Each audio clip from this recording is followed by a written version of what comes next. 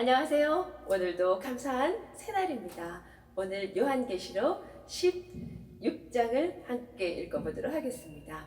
우리 요한계시록을 통해서 이제 심판하시는 장면들을 쭉 보고 있는데요.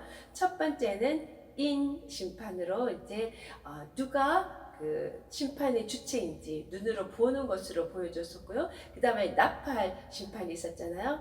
나팔을 통해서 들려주는 어떻게 이렇게 심판이 되어질 건지 또 우리를 들으라고 이렇게 계속 나팔을 통해서 우리가 일곱 나팔 이야기를 했었고요. 이제 마지막으로 대접 심판이 나옵니다. 일곱 대접 심판, 같은 하나님의 심판인데 서로 각자 다른 시각에서 보여주고 다른 각도에서 보여주는 어떤 그런 건데요. 오늘 우리 16장 같이 읽어보면서 어떤 내용들이 이 대접 심판을 통해서 드러나는지 한번 보도록 하겠습니다. 요한계시록 16장. 또 내가 들으니 성전에서 큰 음성이 나서 일곱 천사에게 말하되 너희는 가서 하나님의 진노의 일곱 대접을 땅에 쏟으라 하더라. 첫째 천사가 가서 그 대접을 땅에 쏟음에 짐승의 표를 받은 사람들과 그 우상에 경배하는 자들에게 악하고 독한 종기가 나더라. 둘째 천사가 그 대접을 바다에 쏟음에 바다가 곧 죽은 자같이 피가 드니 바다 가운데 모든 생물이 죽더라. 셋째 천사가 그 대접을 강과 물 근원에 쏟음에 피가 되더라. 내가 들으니 물을 차지한 천사가 이르되 전에도 계셨고 지금도 계신 거룩하시니여 이렇게 심판하시니 의로우시도다. 그들이 성도들과 선지자들의 피를 흘렸으므로 그들에게 피를 마시게 하신 것이 합당하나이다 하더라. 또 내가 들으니 제단이 말하기를 그러하다. 주 하나님 곧 전능하시며 심판하시는 것이 참되시고 의로우시도다 하더라. 넷째 천사가 그 대접을 해에 쏟음에 해가 권세를 받아 불로 사람을 태우니 사람들이 크게 태워진지라. 이 재앙들을 행하는 권세를 가지신 하나님의 이름을 비방하며 또 회개하지 아니하고 주께 영광을 돌리지 아니하더라. 또 다섯째 천사가 그 대접을 짐승의 왕자에 쏟으니 그 나라가 곧 어두워지며 사람들이 아파서 자기 혀를 깨물고 아픈 것과 종기로 말미암아 하늘의 하나님을 비방하고 그들의 행위를 회개하지 아니하더라. 또 여섯째 천사가 그 대접을 큰 강 유브라데에 쏟음에 강물이 말라 동방에서 오는 왕들의 길이 예비되었더라. 또 내가 보매 개구리 같은 새 더러운 영이 용의 입과 짐승의 입과 거짓 선지자의 입에서 나오니 그들은 귀신의 영이라 이적을 행하여 온 천하 왕들에게 가서 하나님 곧 전능하신 이의 큰 날에 있을 전쟁을 위하여 그들을 모으더라. 보라, 내가 도둑같이 오르니 누구든지 깨어 자기 옷을 지켜 벌거벗고 다니지 아니하며 자기의 부끄러움을 보이지 아니하는 자는 복이 있도다. 새 영이 히브리어로 아마겟돈이라 하는 곳으로 왕들을 모으더라. 일곱째 천사가 그 대접을 공중에 쏟음에 큰 음성이 성전에서 보좌로부터 나서 이르되 되었다 하시니 번개와 음성들과 우레소리가 있고 또 큰 지진이 있어 얼마나 큰지 사람이 땅에 있어 온 이래로 이같이 큰 지진이 없었더라. 큰 성이 세 갈래로 갈라지고 만국의 성들도 무너지니 큰 성 바벨론이 하나님 앞에 기억되신 바 되어 그의 맹렬한 진노의 포도주 잔을 받으매 각 섬도 없어지고 산악도 간데 없더라. 또 무게가 한 달란트나 되는 큰 우박이 하늘로부터 사람들에게 내리매 사람들이 그 우박의 재앙 때문에 하나님을 비방하니 그 재앙이 심히 크미로라. 아멘. 드디어 이제 대접 심판이 시작됐습니다. 대접은 우리가 아는 것처럼 쏟으면은 다시 다음을 수 없는, 그러니까 하나님의 그 심판을 이제 더 이상 미룰 수도 없고 기어코는 일어날 수밖에 없는 그 심판의 그런 재앙의 내용들인 것 같습니다. 1절 보니까요, 성전에서 음성이 들립니다. 그 성전은 하나님 계신 곳, 하나님께서 이 심판의 모든 것을 결정하시고 진행하신다는 그런 의미인 것 같아요. 그 하늘 성전에서 일곱 천사에게 일곱 대접을 땅에 쏟으라는 명령이 떨어졌습니다. 그렇게 하니까 첫 번째 천사가 대접을 땅에 쏟으니 누구에게 무슨 일이 일어나냐면요, 짐승의 표, 우상에게 경배하는 이 자들, 우리 요한계시록 13장 14장에서 봤었잖아요. 하나님께로 돌아오지 않고 계속 회개하지 않고 세상의 것을 쫓아가던 그자들은 짐승의 표를 받게 되고 우상에게 경배하는 그런 자들인데, 그들에게 악한 종기, 독한 종기가 났다고 합니다.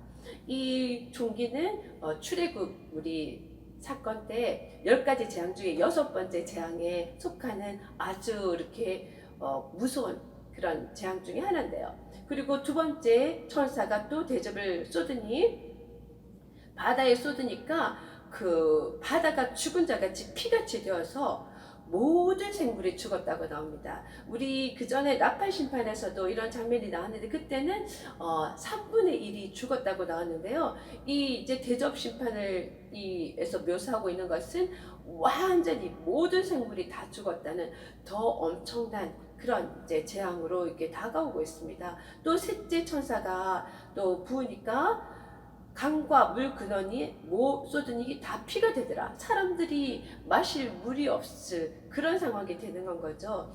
이렇게 하는 이제 심판들을 보면서 우리가 출애굽할 때 10가지 재앙이 있었던 내용들의 그 의미가 무엇일지 한번 생각을 해봤습니다.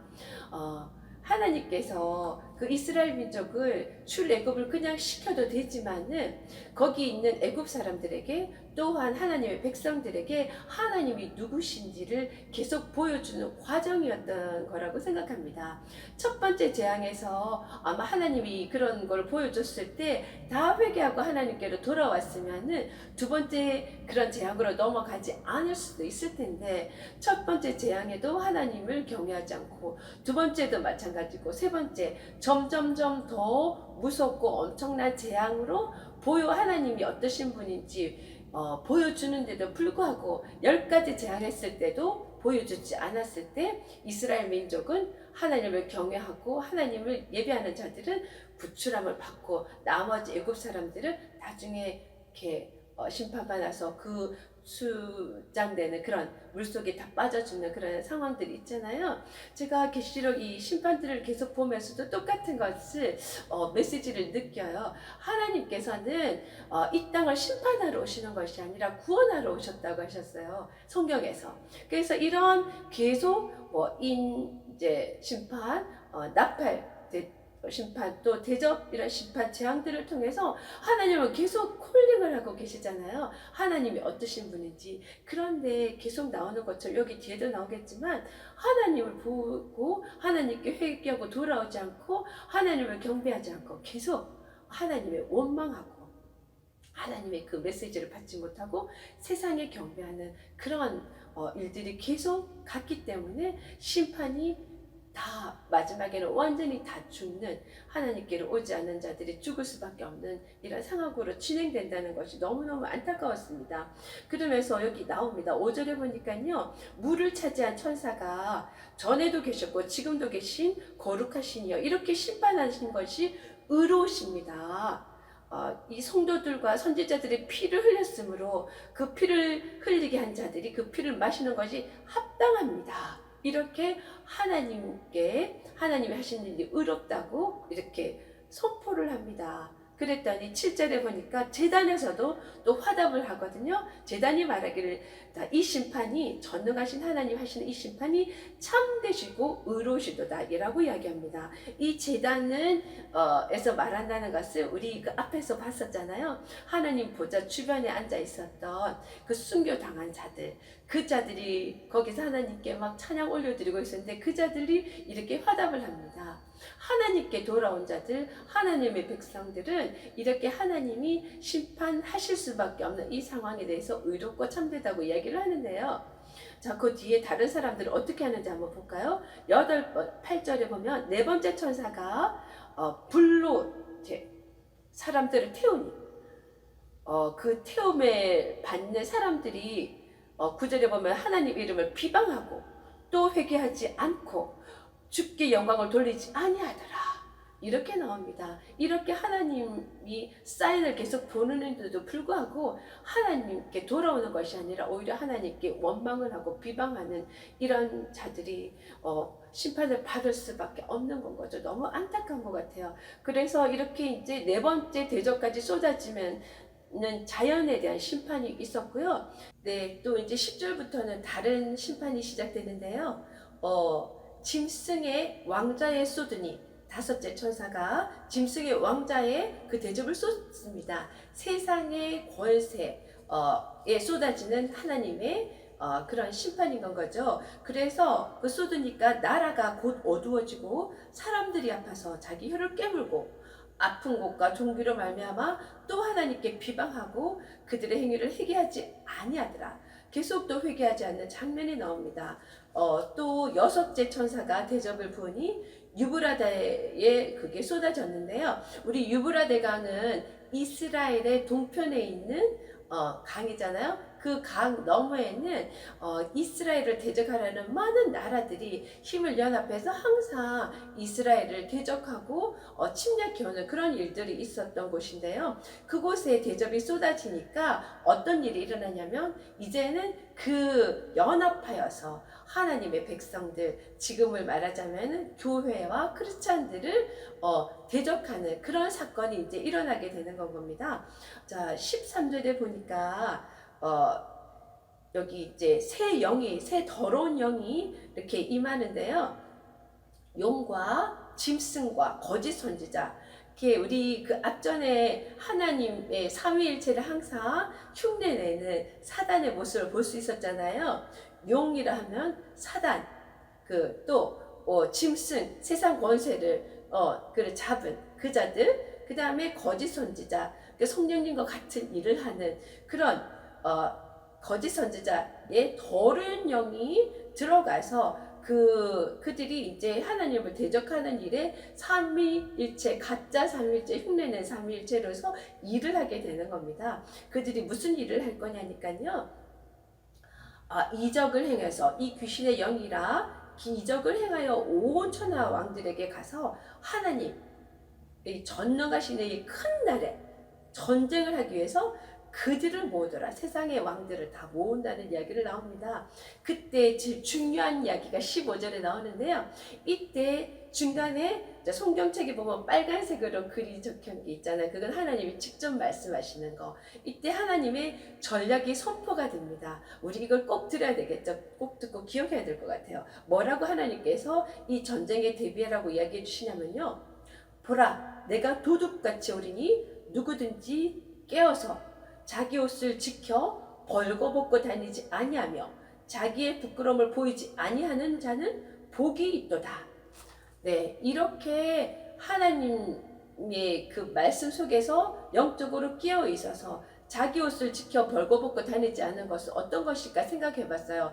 예수님에 의해서 우리는 의의 옷을 입혀졌잖아요. 그래서 말씀을 늘 묵상하며 깨어 있고 예수님과 늘 동행하는 삶을 살고 있는 자들은 자기의 부끄러움을 보이지 아니하게 되고, 그래서 결국 그 자들은 이 엄청난 심판 속에서도 복 있는 자라서 구원을 받는 그런 상황에, 이 전쟁에 이길 수 있는 자라는 건 거죠. 그래서 16절에 보니까 드디어 아마겟돈이라는 말이 나옵니다. 이 새 영이 아까 말한 용과 짐승과 거짓 선지자들, 마지막 때 정말 거짓 선지자가 많을 거라 그랬잖아요. 그 새 영이 아마겟돈이라는 곳으로 왕들을 모으더라.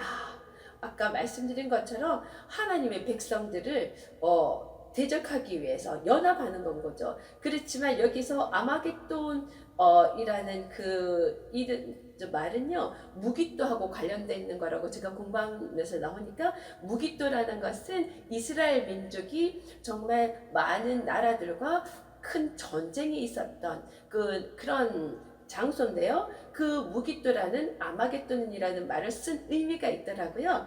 여기서 우리가 쭉 이스라엘 역사를 통해서 본 것처럼 이스라엘을 대적하는 많은 그런 연합된 무리들이 있지만 그 자들은 결국은 하나님 이름으로 승리를 한다는 그런 의미인 거예요. 이제 일곱째 마지막 대접이 쏟아집니다. 공중에 쏟으니 큰 음성이 성전에서 보좌로부터 나서 이르되 되었다 하시니, 이제 마지막 끝을 이야기하는 건 거죠. 마지막은 어떤 대접이 재앙이냐니까, 그 번개와 음성들과 우리소가 같은 게 나는데, 지진이 나는데 사람이 이때까지 살아온 이유로, 이 땅에서 살아온 이유로 이 정도 큰 지진이 없었다라고 표현합니다. 엄청난 지진이 나서 세 갈래로, 큰 성이 세 갈래로 다 갈라지고 만국, 이 세상에 모든 쌓아 올렸던, 인간들이 쌓아 올렸던 모든 그 망국들, 성들도 다 무너지고, 큰 성 바벨론, 이 세상에 권력 가졌던 모든 것들, 우상으로 섬겼던 모든 그 바벨론이 다 무너져서 이제 하나님 앞에 기억되신 바, 무엇이 기억됐냐면요, 하나님께로 계속 사인을 준데도 돌아오지 않고 경배하지 않았던, 회개하지 않았던 그것들, 그 죄악이 기억되신 바 되어서 맹렬한 진도의 포도주 잔을 받게 되는 상황이 됩니다. 그래서 섬도 없어지고 산악도 온데간데 없어지고 우박이 쏟아지는데요, 한 달란트나 되는 큰 우박이 이렇게 떨어지는데, 그 상황에서도 사람들에게 내리니까 그 사람들이 뭐라 그러냐면요, 우박의 재앙 때문에 하나님을 비방하니 그 재앙이 심히 크미러라, 이렇게 나옵니다. 우리가 출애굽할 때도 계속적으로 재앙을 보여주면서 하나님이 어떠한 것을 보여주실 때 하나님께 빨리 돌아왔다면 그렇게 죽임당하는 상황이 안 됐을 텐데, 지금도 똑같이 보는 것처럼 하나님께서 계속 이렇게 사인을 주시는데, 이늘 또 나판을 대접을 통해서 이게 7번까지 쏟아질 때까지도 이 사람들은 하나님께 돌아오는 것이 아니라 비방하는 그런 자로 남아있어서 결국은 심판을 당하게 되는 거죠. 그래서 우리가 지금 아까 그 중간에 하나님께서 말씀하신 것처럼 우리는 늘 깨어 있어서 그것을 분별할 수 있어야 될 것 같고, 하나님의 음성을 들어서, 그리고 예수님과 매일 동행하여서 이 마지막 때 일어나는 모든 상황들 속에서 하나님께 회개하고, 진정으로 회개하고, 또 하나님께 경배 올리는 자로 살 때 그 자들에게는 복이 있고 구원에 이르는 놀라운 그런 은혜를 입게 된다는 걸 꼭 기억했으면 좋겠습니다. 오늘 제가 준비한 찬송은요, 그래서 예수는 나의 힘이요 나의 생명 되시고 나의 소망 되신다는 걸 우리가 기억하고 이 찬양으로 하나님께 영광 올려드리기를 원합니다. 같이 힘차게 찬양하겠습니다.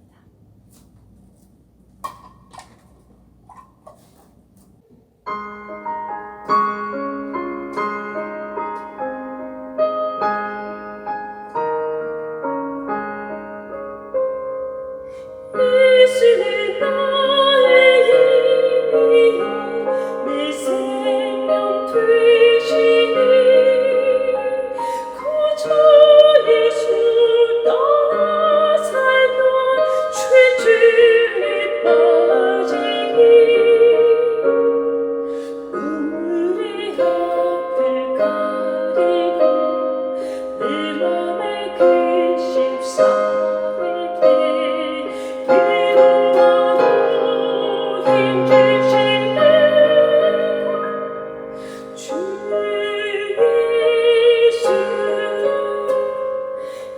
예수는 나의 힘이요 내 친구 되시니, 그 마음을 간구하던 고송이 가리리, 햇빛과 비를 주시니 추수한 곡식 많도다 귀한 열매 주시네, 주